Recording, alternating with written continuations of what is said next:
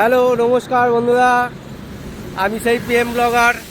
আবার আমার নতুন রাইড নতুন লক্ষ্মীকে নিয়ে শুরু করেছি। এই বছরের পার্টনার আমার নতুন, সেটা হলো অভিজ্ঞতা একটু কালো কালো লাগবে, কেন ফ্রন্টের ক্যামেরাতে লাইট আসছে না, যার ফলে এরকম লাগছে। এখন রয়েছি আমরা দক্ষিণেশ্বর ব্রিজে।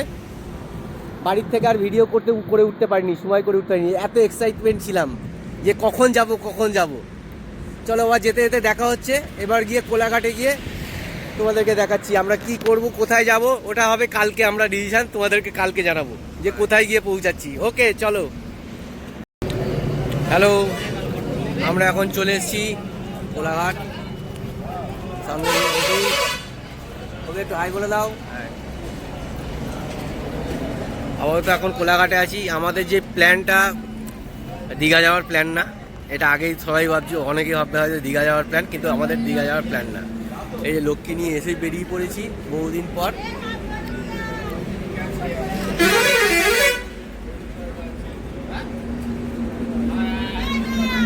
এগুলো সব দীঘা যাওয়ার বাস, কিন্তু আমরা অ্যাকচুয়ালি দীঘা যাচ্ছি না, আমরা যাব বাগদা ব্রিজ।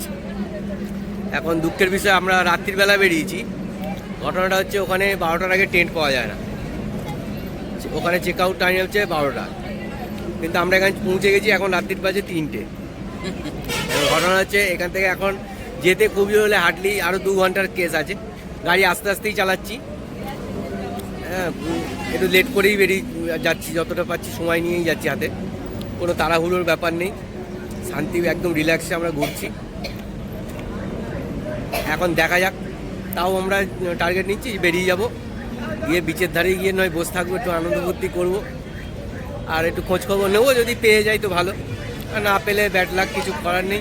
ওখানে বিচের ধারেই টাইম কাটিয়ে আমরা চলে মোটামুটি, তারপর আমরা টেন্টে পেয়ে যাবো, অসুবিধা হবে না, আশা করা যায়।